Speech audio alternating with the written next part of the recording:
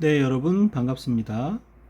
이번 시간에는 지난 6월에 실시되었던 2022년도 제1차 변호사 시험 모의 시험에 대해서 살펴보도록 하겠습니다.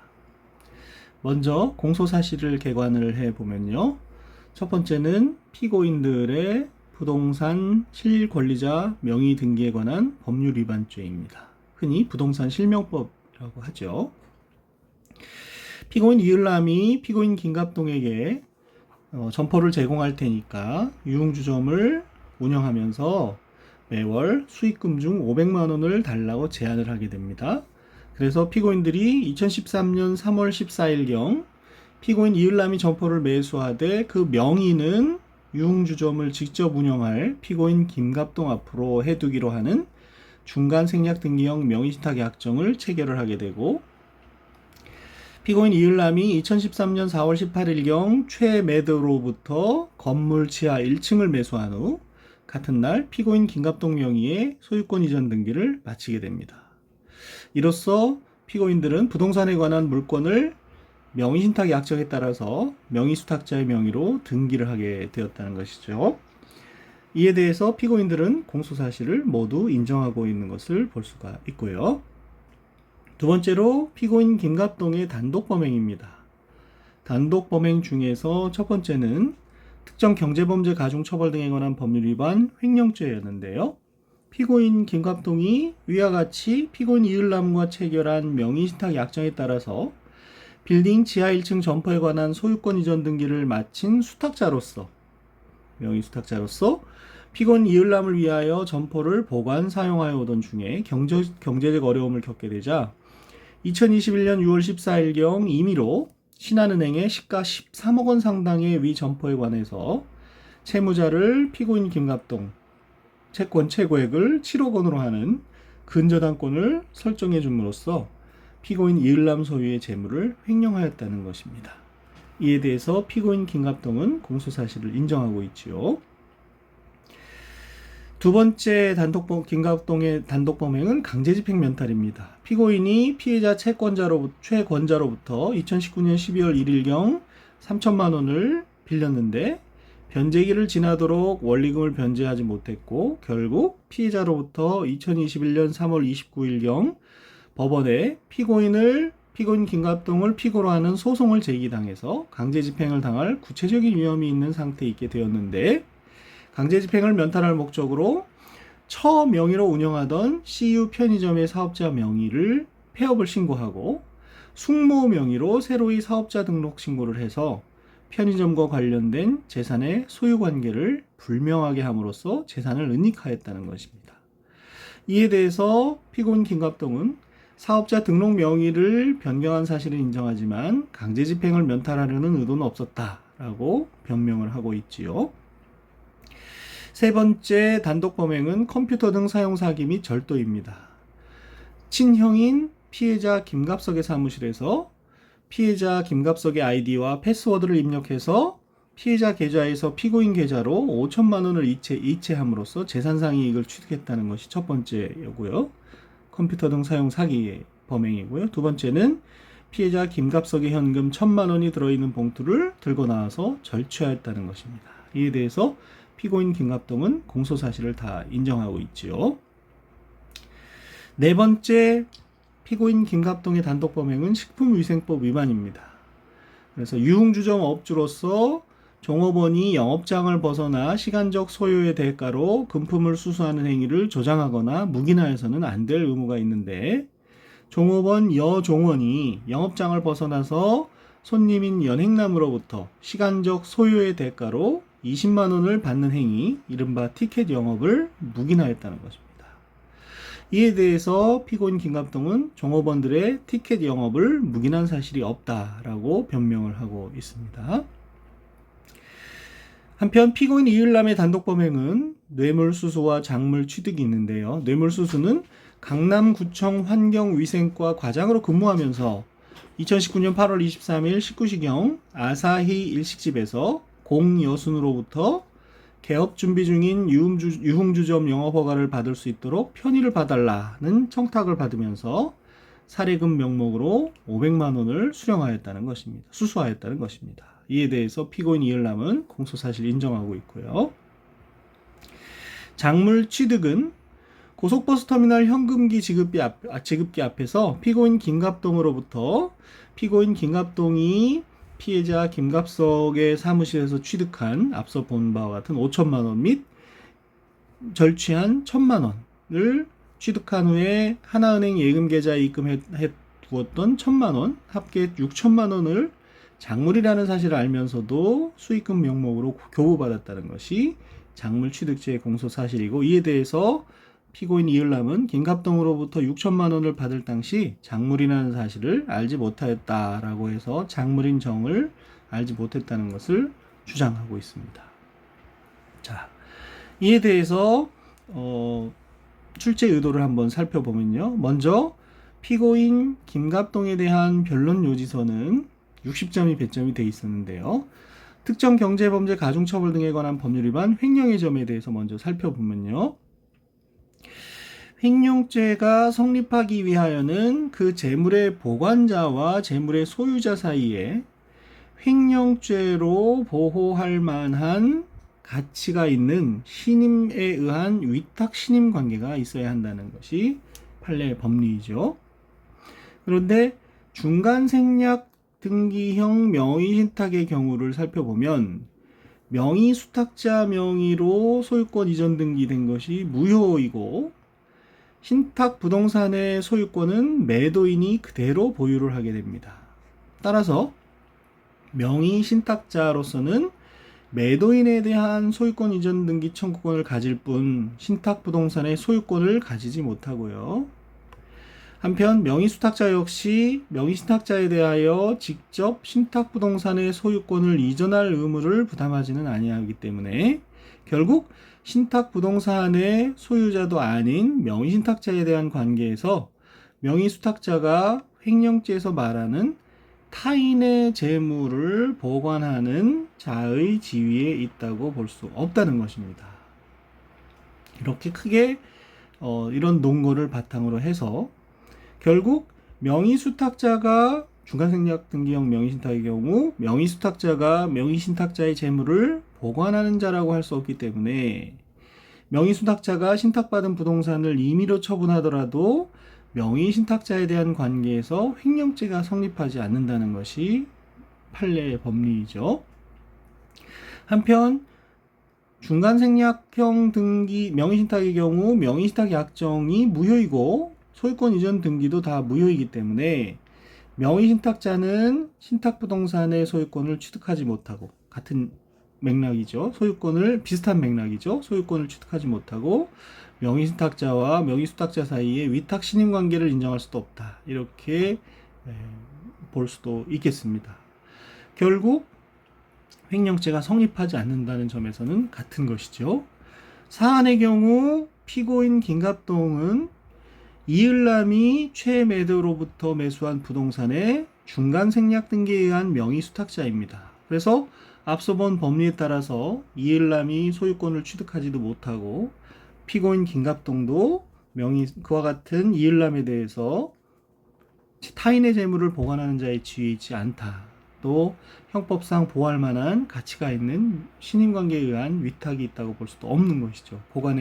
결국 타인의 재물을 보관한 자의 지위에 있지 않다는 것이고, 결론적으로 그렇다면 죄가 되지 않는 경우에 해당하기 때문에 형사소송법 325조 전단 무죄 판결을 선고해 주시기 바란다. 선고하여야 한다라는 식으로 결론을 내려주면 되는 사안이 되겠습니다. 경우에 따라서는 배임죄 성립 여부에 대해서도 추가적으로 논의한 답안을 볼 수가 있는데요. 그것은 이 사건의 해결에 직접적인 그런 관련되는 법리는 아니라고 볼 것이기 때문에 별도로 추가적인 배점을 받기는 어려운 사안으로 보여집니다. 두 번째로 피고인 김갑동의 강제집행 멘탈의 점이 있었습니다. 사업자 등록 명의를 변경하는 것이 강제집행 면탈죄에 해당할 수 있느냐는 그런 법리가 있는데요. 강제집행 면탈죄에서 재산의 은닉이라는 것은 강제집행을 실시하는 자에 대하여 재산의 발견을 불능하게 하거나 또는 곤란하게 하는 것을 말하죠. 그래서 재산의 소재를 불명케 하는 경우는 물론이고 소유관계를 불명하게 하는 경우도 여기에 포함될 수는 있습니다. 그렇지만 채무자가 이미 제3자 명의로 되어 있던 사업자 등록을 또 다른 제3자 명의로 변경하였다는 사정만으로는 그 변경이 채권자 입장에서 볼 때 사업장 내 유체동산에 관한 소유관계를 종전보다 더 불명하게 해서 채권자에게 손해를 입게 할 위험성을 야기한다고 단정할 수는 없다는 것이지요. 대법원 판례의 입장입니다.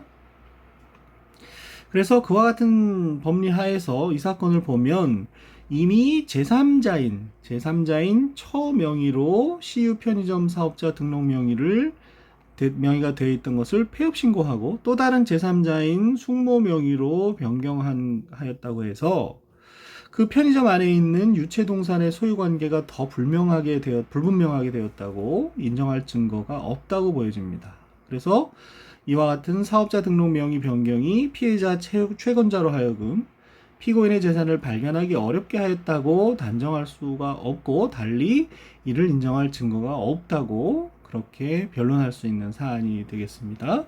결론적으로는 범죄의 증명이 없는 경우에 해당하기 때문에 형사소송법 325조 후단 무죄를 선고해달라고 하는 것이 의도되었던 그런 답안이라고 생각이 됩니다.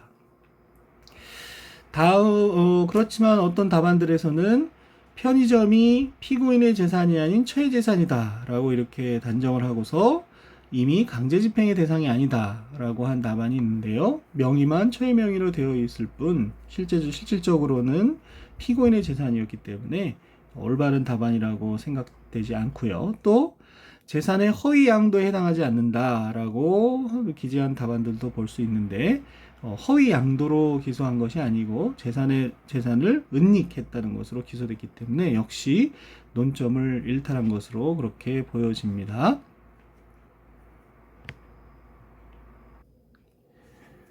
일종의 룰 2, 강의 시간에 배웠던 논점 일탈의 예라고 볼 수가 있겠습니다. 세 번째로 김갑동의 단독 범행 중 컴퓨터 등 사용 사기와 절도의 점에 대해서 살펴보면요. 컴퓨터 등 사용 사기에 대해서는 피고인의 자백이 있습니다. 공소사실 다 인정하고 있고 보강 증거도 있지요. 피해자의 진술이라든지 기타 등등. 그래서 유죄가 인정되는 사안이 되겠습니다. 따라서 정상 변론을 하면 되는데 동종 전과 내지는 벌금형 이상의 전과가 없다든지 우발적 범행으로 보여진다든지 피해를 변제하고 있다든지 반성하고 있다든지 이런 식의 간단한 정상 변론을 하면 되는 그런 사안이 되겠지요. 두 번째로 현금 1,000만 원 부분에 대해서는 절도죄에 대해서는 친족상도례가 당연히 준용이 되고요. 강제집행죄에서 규정하고 있는 친족상도례가 준용이 되지요. 네, 강제집행이 아니라 권리행사 방해죄에 규정되어 있는 친족상도례 규정이 절도죄에도 준용이 되죠. 그래서 동거하지 않는 친족의 경우 고소가 있어야 처벌할 수 있게 됩니다. 상대적 친고죄가 되는 거죠. 이 사건의 경우 피해자 김갑석은 피고인의 동거하지 않는 형제인 것을 알 수 있고 따라서 상대적 친고죄인데 공소 제기 후인 2022년 5월 27일 합의서를 제출함으로써 고소를 취소한 사실을 알 수가 있습니다. 그렇다면 결론적으로 친고죄에서 고소가 취소된 때에 해당하기 때문에 형사소송법 327조 제5호의 공소기각 판결을 선고해달라라고 주장을 하면 변론을 하면 되는 답안이 되겠죠.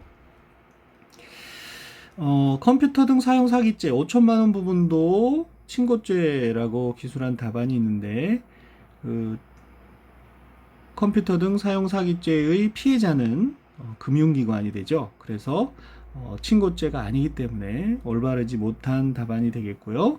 또 절도죄가 반의사불벌죄다. 친고죄와 반의사불벌죄를 구별하지 못하고 반의사불벌죄이기 때문에 327조 6호의 판결, 그것도 면소 판결이라고 그렇게 한 답안이 있는데 전부 잘못된 답안이 되겠지요.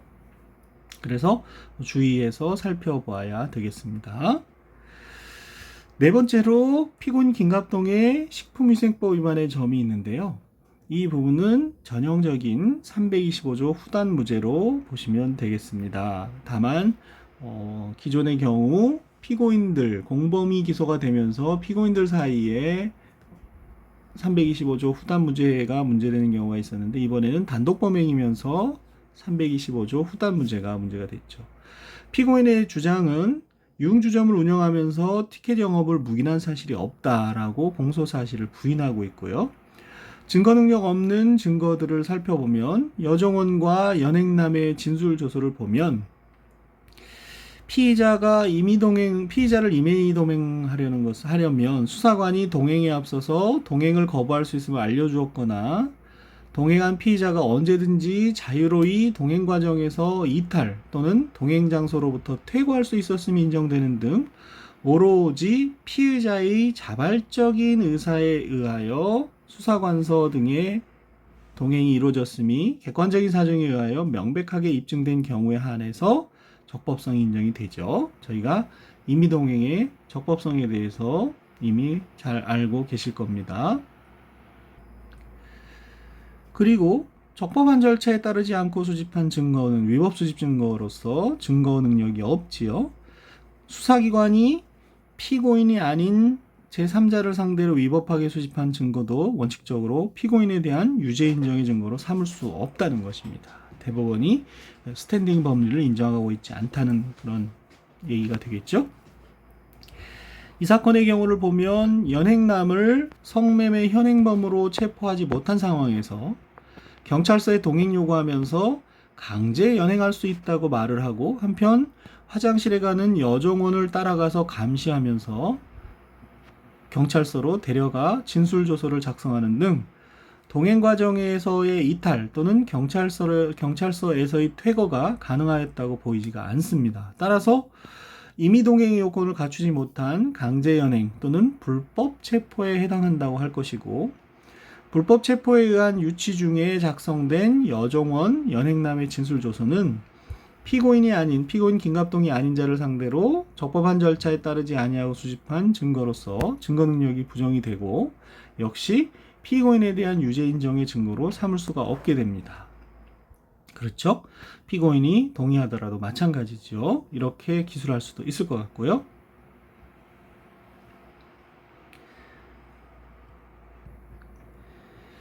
한편 진술 거부권에 천착을 하게 되면 진술 거부권 미고지를 이유로 증거 능력이 없다고 기술할 수도 있을 것으로 보여집니다. 그래서 여정원 연행남이 성매매의 피의자인데 진술조서가 진술조서의 형식을 취하였다고 하더라도 그 내용은 사실상 피의자의 진술을 기재한 피의자 신문조서와 실질적으로 같고, 그렇다면 피의자 신문에 앞서서 진술 거부권을 고지해줘야 되는데, 이 사건의 경우 여정원과 연행남에 대해서 진술조서를 작성함에 있어서 진술을 들음에 있어서 진술 거부권이 있음을 고지하지 않았기 때문에 위법하게 수집된 증거로서 증거 능력이 없다라고 생각할 수도 있겠습니다.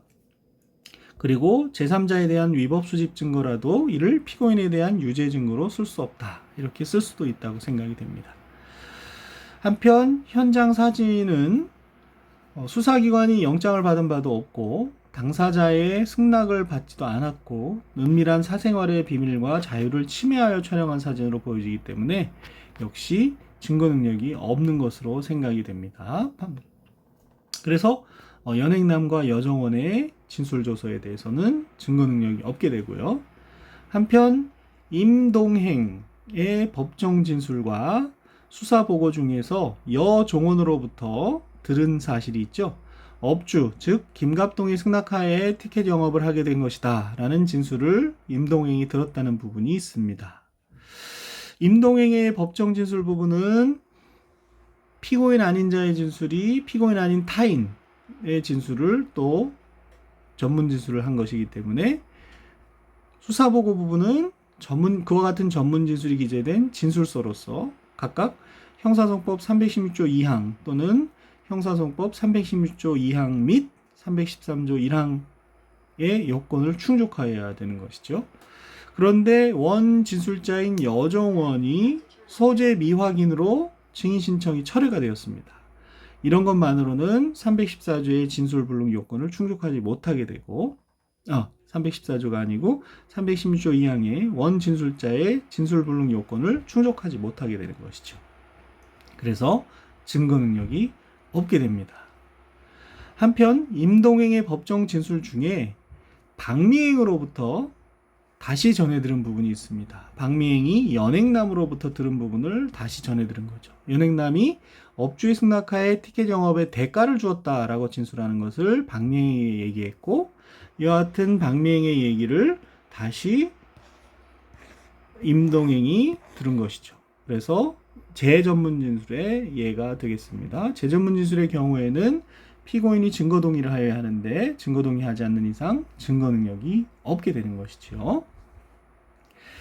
한편 그렇게 되면 이제 매출 전표나 임동행의 일부 법정 진술 또 수사보고 중에서 일부 기재가 이제 증거 능력이 남아 있고 증명력을 판단을 해줘야 되는데, 매출 전표에 기재된 25만 원은 부가가치세를 누락하기 위해서, 즉 세금 절약을 위해서 술값을 봉사료로 허위 입력하는 경우가 종종 있다는 점에 비추어서 티켓 영업, 성매매 비용을 받은 것이 아니라 추가로 양주 한 병과 팁 가격이라고 볼 수 있습니다. 본 점이 상당하다고 보여지고요. 피고인을 변호하는 입장에서. 또 연행남의 법정 진술과 피고인의 경찰 진술에 의하면 실수로 매출 전표에 잘못 입력했을 가능성도 있지요. 그리고 성매매를 하러 나갔다면 인근에 많은 여관이 있었는데 굳이 100m나 떨어진 곳으로 갈 별다른 이유를 찾아보기가 힘든 상황이고요. 그리고 성매매 흔적, 티켓 영업을 위해서 성매매를 하기 위해서 티켓 영업을 했다 그러면 성매매 흔적이 있을 수도 있어야 했는데 그런 흔적이 전혀 발견되지도 않았고, 또 여관방에 입실을 한 후 40분 가까이 지났음에도 불구하고 옷을 벗고 있는 상태 이외에 성매매 시도가 전혀 없었던 것으로 보여지고요. 그리고 샴푸 유흥주점이 이른바 티켓 영업으로 적발된 전력도 전혀 없고, 한편 술값에 불만을 품은 허위 신고자나 경쟁업소의 음해성 신고에 의해서 수사가 되었다고도 볼 여지가 있습니다. 그 밖에도 논리나 경험칙에 반하는 그런 근거들을 대어서 탄핵할 수도 있겠죠. 결론적으로 합리적 의심의 여지 없이, 이런 경우에는 합리적 의심의 여지가 없이라는 말을 써주는 게 좋다고 했죠. 범죄 사실이 증명이 되지 않아서 형사소송법 325조 후단 무죄를 선고해달라, 이렇게 쓸 수 있는 경우가 되겠습니다. 자, 이렇게 해서 피고인 김갑동에 대한 변론 요지서를 살펴봤고요. 피고인 이을남에 대한 검토 의견서에 대해서 살펴보도록 하겠습니다. 먼저 부동산 실권리자 명의 등기에 관한 법률 위반의 점인데요. 관련 법리를 검토해보면 공소시효는 범행 종료일로부터 진행이 되는데, 명의신탁 약정에 따라서 명의수탁자 명의로 등기된 때에 범행이 종료되었다고 보는 것이 통상적입니다. 통설적이라고 할 수 있죠. 그때부터 공소시효가 진행이 된다고 봐야 되죠. 이 사건의 경우 본죄 법정형이 5년 이하의 징역입니다. 피고인 이을남 같은 경우 명의 수탁자죠. 그래서 명의 신탁자의 법정형을 보시면 안 되고, 명의 수탁자의 법정형을 보면 5년 이하의 징역 또는 2억 원 이하의 벌금이기 때문에 공소시효 기간이 7년이 되겠습니다. 그런데 이 사건 공소 제기일은 명의수탁 등기가 이루어진 2013년 4월 18일로부터 7년이 경과하였음이 역수상 분명한 2022년 3월 16일에 공소 제기된 사실을 볼 수가 있습니다. 그렇다면 공소시효가 완성이 되었기 때문에 형사소송법 326조 3호에 따라서 면소 판결이 예상이 됩니다. 이렇게 검토를 해주면 되겠죠. 그런데 이와 다른 견해가 있을 수 있습니다. 그래서 명의신탁에 따른 부동산 실명법 위반의 경우 계속범의 성격을 가진다고 주장하는 견해가 있을 수 있습니다. 그렇다면 명의신탁 약정에 따라서 명의 수탁자 명의로 등기되어 있는 동안은 공소시효가 진행되지 않고 등기가 말소된 때로부터 진행된다. 이런 주장이 있을 수 있죠. 그렇게 검토를 하게 되면 추가로 근저당권을 설정했을 뿐이기 때문에 이 사건의 경우 공소시효가 진행되거나 완성되지 않는다라고 해서 자백이 있고 보강 증거가 있으니 여전히 유죄 판결이 예상된다라고 검토를 할 수도 있겠습니다. 두 가지 검토가 다 가능한 사안이라고 보여지지요. 그 다음 피고인 이을남의 뇌물수수의 점에 대해서 살펴보면요. 뇌물을 수수함에 있어서 뇌물공여자를 기망하였다 하더라도 뇌물수수죄와 뇌물공여죄 성립에는 영향이 없고요. 이 경우 뇌물을 수수한 공무원에 대하여는 하나의 행위가 뇌물죄와 사기죄의 각 구성요건에 해당하기 때문에 형법 40조에 의하여 상상적 경합으로 처단되어야 한다는 것이죠. 상상적 경합의 경우 그중 일죄에 대한 확정 판결의 기판력은 다른 죄에 대하여도 미치게 되겠습니다. 그런 법리도 다 알고 계시죠? 그래서 이 사건의 경우 피고인이 공여순을 기망해서 재산상 이익을 취득하고 동시에 뇌물을 수수한 것은 사회관념상 하나의 행위가 수개의 죄에 해당하는 경우에 해당하기 때문에 상상적 경합에 관계에 있다고 보여집니다. 그리고 사기죄에 대해서 판결이 확정이 됐는데 그 상상적 경합 관계에 있는 사기죄에 대해서 확정된 판결의 효력이 상상적 경합 관계에 있는 이 사건 뇌물수수죄에도 미치게 되는 것이죠. 그래서 결론적으로 확정 판결이 있는 때에 해당을 해서 형사소송법 326조 1호에 면소 판결이 예상된다. 이렇게 검토해 주시면 되는 그런 부분이 되겠고요. 작물 취득의 점에 대해서 살펴보면 먼저 5천만 원 부분입니다. 컴퓨터 사용 사기로 인해서 취득했다는 것이죠. 작물이라는 것은 재산범죄로 인하여 취득한 물건 그 자체를 말하죠. 네, 재산범죄로 인하여 취득한 물건 그 자체를 말한다. 컴퓨터 등 사용 사기죄로 취득한 예금 채권은 재물이 아닌 재산상 이익이기 때문에 작물이 아니고, 한편 자기의 현금카드를 이용해서 컴퓨터 사용 사기죄로 취득했던 예금을 인출한다고 하더라도 현금 관리자의 의사에 반하거나 기망에 의한 처분행위가 있다고 볼 수 없어서 절도죄나 사기죄가 별도로 성립하지 않는다는 것이죠. 그렇다면 이 사건의 경우도 김갑동이 취득한 것은 재물이 아니라 예금 채권이라는 재산상 이익이고 작물이 아닙니다. 한편 자신의 현금카드를 이용해서 금원을 인출한다 하더라도 별도로 절도죄나 사기죄와 같은 재산죄를 구성하지 않기 때문에 인출한 예금 또한 작물이 될 수가 없는 것이지요. 결론적으로 죄가 되지 않는 때에 해당하기 때문에 형사소송법 325조 전단에 따라서 무죄 판결이 예상된다. 이렇게 검토를 해 주시면 되는 답안이었던 것입니다. 두 번째로 1,000만 원 부분이죠. 친형의 돈을 훔친 부분인데요. 작물인 현금이나 또는 수표를 금융기관의 예금의 형태로 보관하였다가 이를 반환받기 위해서 동일한 액수의 현금 또는 수표를 인출한 경우에 액수에 의하여 표시되는 금전적 가치에는 아무런 변동이 없기 때문에 작물로서의 성질은 그대로 유지가 됩니다. 그렇죠? 작물로서의 성질이 그대로 유지가 되죠. 이 사건의 경우 피고인이 절취한 돈을 예금하였다가 인출한 것으로서 여전히 작물성이 인정이 된다고 하겠습니다.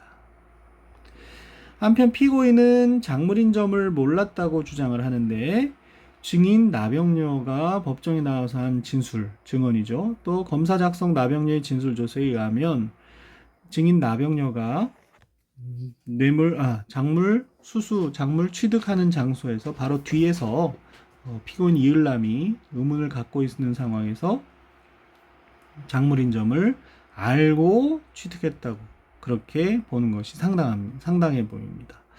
이 경우에 많은 답안의 경우 피고인 김갑동의 법정 진술은 제3자의 작물범에 있어서 제3자로서 변론을 분리하지 않고 증인의 지위에서 진술하지 않았기 때문에 증거 능력이 없다는 점을 적시를 하고, 또 나병녀의 진술 중에서 피고인 이을남의 진술 부분, 피고인 김갑동의 진술 부분과 피고인 이을남의 진술 부분 전문 진술로서 증거 능력이 없다고 적시를 하면서 결국 합리적 의심의 범위를 넘어서 인정할 만한 증거가 없다라고 기재한 답안이 상당수 있는데요.